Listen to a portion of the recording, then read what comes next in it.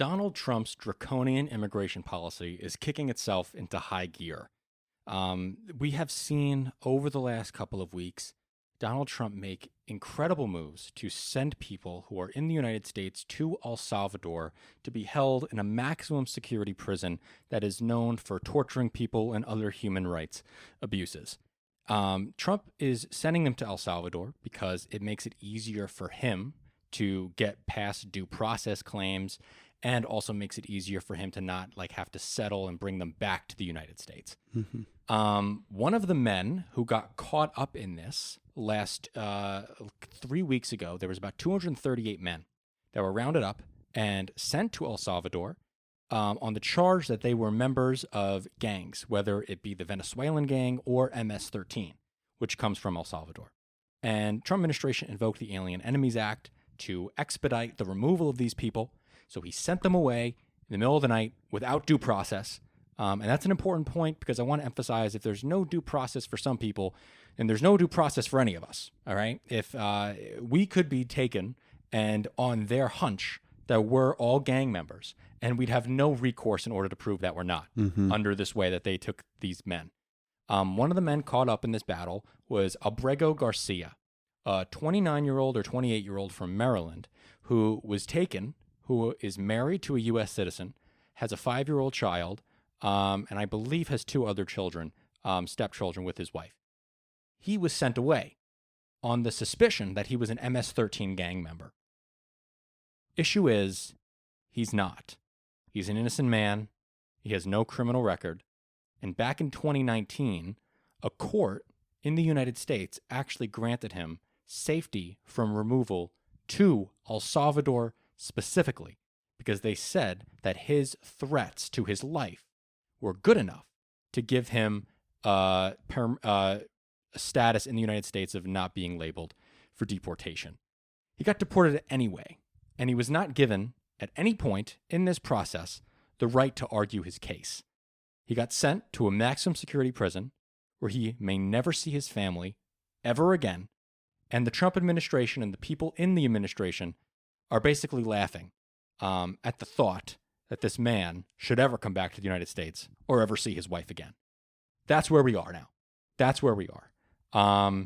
How does that, it breaks my heart. But what does it say about the country that this is just something that's normal now? I guess I would hope that we can hesitate to say normal because there has been a ton of earned outrage over it. Mm-hmm. But normal enough to the government that they don't care. Yeah. There was a court case basically petitioning to get him back. Mm-hmm. And the judge said, you're going to have to get him back. But the DOJ lawyer who was working for the Trump administration basically said, we can't do anything now that he's gone. Well, what actually happened was the DOJ lawyer who was on this case admitted to the judge that the Maryland man was wrongfully deported. Yes. After the DOJ lawyer said that, the attorney general fired this lawyer who's been working as a DOJ lawyer for 15 years. Mm-hmm. He was fired by Attorney General Bondi for going against the Trump administration's line. Yeah. Got fired. Now, judge says you have to bring this man back by 12 a.m. today. Well, the Supreme Court gave the Trump administration a lifeline by staying the case, saying that they're going to argue about it, they're going to hear oral arguments about the process, they're going to take more time to think about it, and then maybe we'll bring this man back. Yeah. It's hard because it's such a clear wrong. It's so wicked. Obviously, it's wicked, bro. It's evil and tragic. That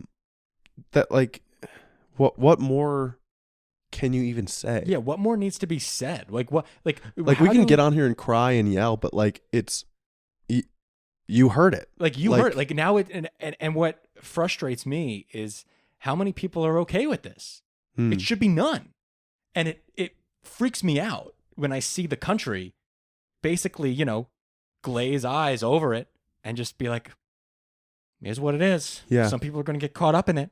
Well, that's fucked up, guys. That's not okay. We're way better than that. Or at least I hope we are. Maybe we're not. Maybe America isn't better than that. Maybe America is made up of a ton of people who just want to see brown people sent out of the country with no due process. Maybe that's what America is now, but I refuse to believe that. I refuse to believe that. I don't think that's the case. I pray that when Americans see this and they hear this story and they hear about, the 5-year-old who's never seeing daddy again, who has special needs, I pray that there's some piece of empathy that goes against this and says, no, that's too far. But I've yet to see it from the American people. And I need to see it. I guess what's hard is like, what exactly are you looking for? I am at least looking for people to say, shit, I was wrong. Okay. I was wrong. I thought Trump was only going after the criminals, and I was wrong. Well, given that, I also want to add that a 60 Minutes investigation found that 75% of the people on this flight that went back do not have a criminal record. After Trump says, these are the worst of the worst. Yeah. They're not even criminals, and they're getting sent to a torture gulag. Yeah. Yeah. It's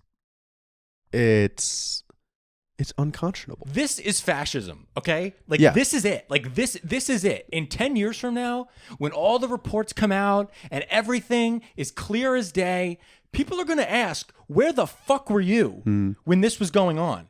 What the fuck did you do? What the fuck did you say? Why did you put up with this? And people are going to look back at you with disgust if you didn't say anything. If you did nothing and you just sat by and you said it's somebody else's problem, history's going to look real bad on you.